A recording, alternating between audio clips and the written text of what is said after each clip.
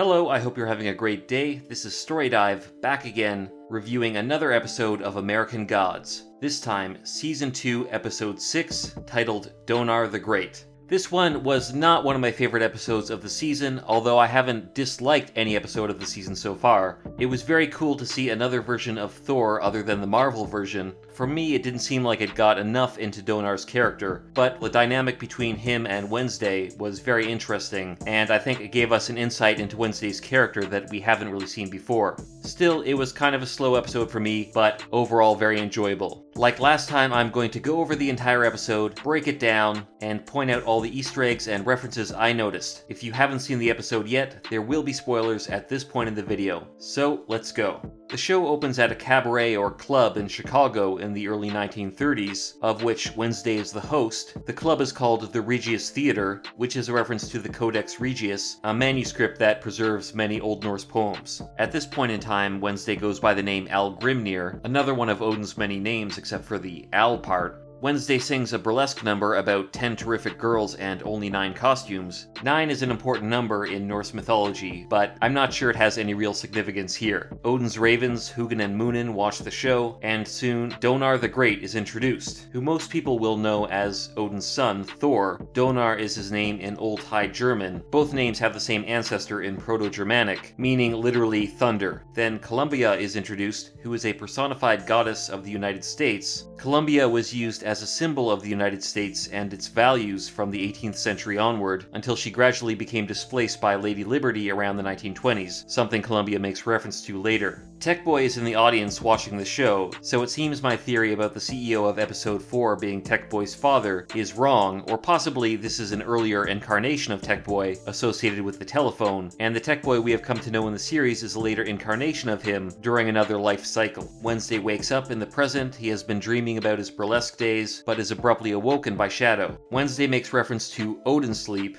Hardly the Odin sleep, but it'll do for the task ahead. Which is a state of deep sleep that Odin uses to recharge his Odin Force in Marvel Comics, but I can't find a reference to Odin sleep in any Norse mythology. I think it's just a concept of Marvel Comics. Wednesday and Shadow head into a mall where they will meet the dwarves Sindri and Dvalin, so that Dvalin can recharge the runes on Odin's spear Gungnir. Odin explains that the mall was built over the dwarves' center of power, so they adapted, and Wednesday says that the mall used to be Gomorrah, referring to the biblical city smited by God for the sins of its residents, along with Sodom, which Wednesday referenced in the previous episode, meaning this mall used to be a center of sin and consumer lust, until its popularity dissipated into what it is today, a near-dead mall. Wednesday recites Dies Irae, a medieval Latin poem describing the Last Judgment in Christianity, as a reference to the state of the mall. Dies Irae, solvi cyclum in favilla. Wednesday says, "Sometimes you remind me of my son," referring to Donar, who we'll get back to later, and then we go to the Black Briar, where the caretaker seems to be reviewing the initial attacks of the new gods against the old gods. But Mr. World needs New Media's help, and she agrees to up her game, speaking Korean to her followers online. 춤추는 거 너무 즐겁죠?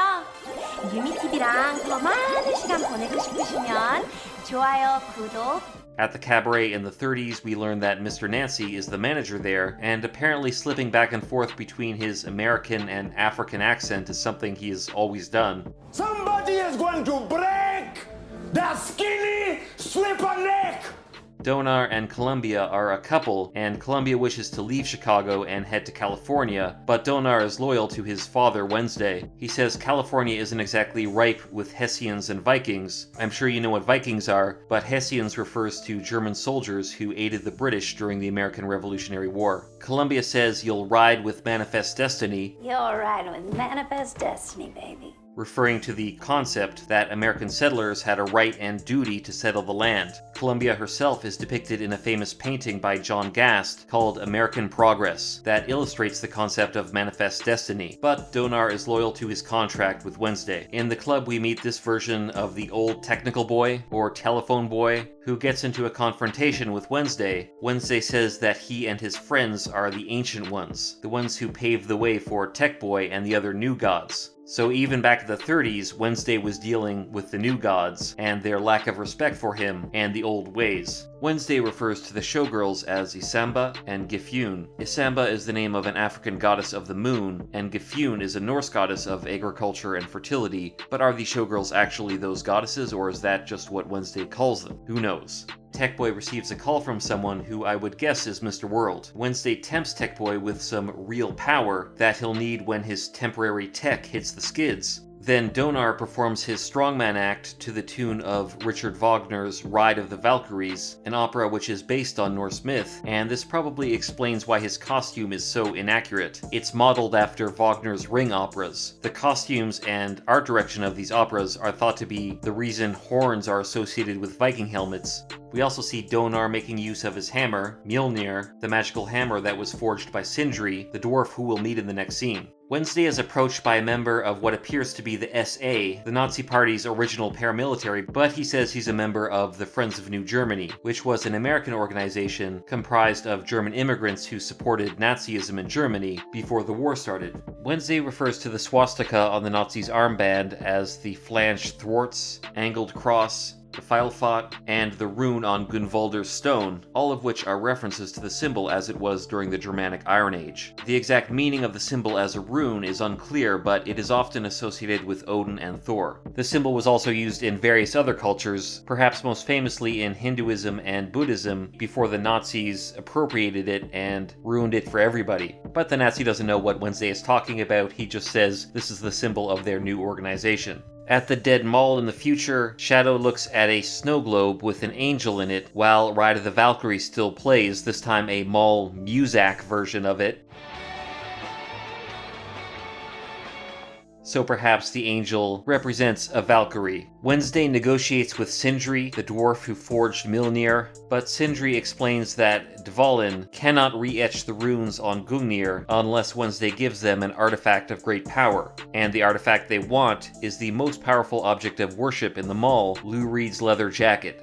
As Shadow and Wednesday talk, you can see this sign in the background which says future is 1989, meaning this mall hasn't had a makeover in a long time. Shifting back in time again, the Friend of New Germany, Manfred, makes his pitch to Donar, saying he wants an athlete to represent America in a world weightlifting competition, and Donar accepts. Manfred asks what Donar's last name is, and Donar says he doesn't have one, but Wednesday interjects that his last name is Odinson, a reference to the Old Norse tradition in which a man's surname is his father's first name followed by son.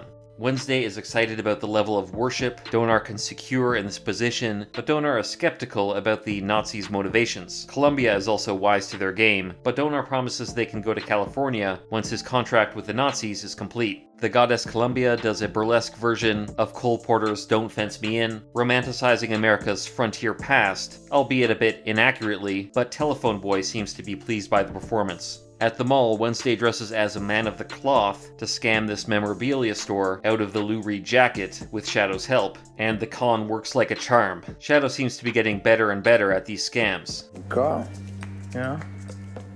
You're real good today.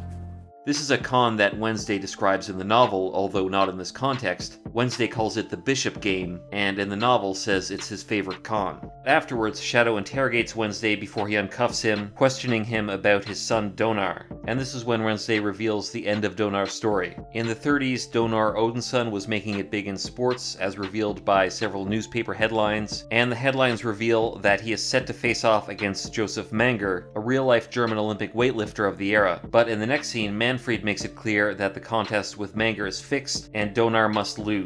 Mr. Nancy enters and tells Donar a story about why the Nazis would want to use him as their Zarathustra, which is a reference to an ancient Iranian prophet who brought monotheism to Persia, but in this case it's probably a reference to the novel Thus Spoke Zarathustra by the German philosopher Nietzsche. And there are a few ways you can interpret this reference, but in the novel Nietzsche proclaims that God is dead, so I think Mr. Nancy means that the Nazis are trying to use Donar to kill God or the gods. Then Mr. Nancy tells a very interesting story about how he was born into a kingdom ruled by goddesses, and although the supreme goddess favored him, because it was a matriarchy, he could not rule. So in his lust for power, he stole fire from the gods and illuminated the way to the land of the goddesses. They attempted to destroy his homeland. am that boy. And I'm actually not sure what the origin of this story is. I think the goddess of goddesses he's referring to is Asase Ya, the earth goddess of the Ashanti people and mother of Anansi. But the matriarchy aspect of the story doesn't fit into any Anansi stories I can find. It might be a literal reference to the world of spiders, which is a bit of a matriarchy. Mr. Nancy seems to be saying that in his quest for power, he inadvertently allowed colonialism to reach his homeland in Ghana. But again, I'm not sure exactly what this story is referenced to, but if you do, please let me know in the comments below. This seems to help Donar make his decision to leave and not be a puppet for the Nazis, no matter how much worship it can secure. At the mall, Wednesday puts the Luri jacket on the dwarf Dvalin, and Dvalin seems to be recharged by the worship that the item contains. He then begins speaking in Old Norse, reciting a few lines from the poem Havamal, which is an account of how Odin won the runes, but Dvalin uses them as a kind of incantation. He re-etches and recharges the runes on Gungnir, and then says, She's ready to be healed. so Wednesday can now fuse the spear back together. Odin says to Gungnir, "You started the first war, you'll finish the last," referring to the first war in Norse mythology between the Aesir and Vanir gods. The war began when Odin threw his spear Gungnir across the battlefield at his enemies. The recharging of Gungnir sets off an alarm at the Black Briar, which Mr. World responds to. New Media says she'll need more tech support to livestream before the launch, but Mr. World assures her that his friends in the valley, likely the CEO we met in the previous episode, will have their new friend ready in time, which I think means the new incarnation of Tech Boy. Yet another life cycle of Tech Boy, this time more advanced than the last, with access to technology way ahead of the curve. In the 30s, Donar refuses to be a puppet for the Nazis, and he says he and Columbia should take off to California, but outside the window, Odin's ravens are watching. In the next scene, Telephone Boy tries to convince Columbia to be a symbol for America during the oncoming war, and references the fact that she's being threatened by Lady Liberty, who Columbia explains is the Roman goddess Libertas. She's Roman, actually. What? Libertas. Columbia says she plans to join Donar, but Wednesday lies to her, telling her Donar has abandoned her and left already with the Germans. Meanwhile, outside, Donar waits for Columbia, and Wednesday lies to him, telling him Columbia abandoned him. Donar doesn't believe him, he knows Wednesday too well, and the father and son get into a confrontation, during which Donar breaks Gungnir in half with his hammer Mjolnir. And this reveals why Gungnir was in two pieces and must be repaired. Wednesday is impressed by the amount of power that Donar now possesses, and reminds him how much more he could possess, but Donar walks away from it all. Then Wednesday reveals to Shadow how Donar died. We see an image of him in the early 40s. Based on the way he's dressed, it seems like he has been trying to make it as a farmer, which was extremely difficult during the Great Depression, and he commits suicide, one of the few types of death that gods cannot return from. Somewhere in America is written in his blood in this episode, and to the left you can also see a poster which shows Columbia now rebranded as Rosie the Riveter, the lady of the war effort. Shadow questions whether the Valkyries provided safe passage for Donar, but Wednesday says honestly he doesn't know. Then we see a final shot of Donar during one of his performances, over which Wednesday sings "Brother Can You Spare a Dime" in the now closed Regius Theater. Once I built a tower, now it's done. Brother, can you spare a dime? And although Wednesday was trying to use Donar in his grand scheme to get more worship, he seems genuinely remorseful here. That is the end of the episode. There were some interesting themes in this one, like always. It was really nice to see Ian McShane getting a chance to do some of those burlesque song and dance numbers. He seemed to really be enjoying it. And like I said, not one of my favorite episodes, but I still enjoyed it. What did you think of this episode? Was it one of the stronger episodes this season, or not so much? Did you notice an Easter egg or reference I didn't notice? Or did I get something wrong? If so, please let me know in the comments below. If you liked this video, give it a like, subscribe to the channel if you haven't already, check out these other videos about American Gods, and be sure to come back and join me next week for American Gods Season 2, Episode 7, the second last episode of the season. Only 2 more to go. Until the next episode of American Gods.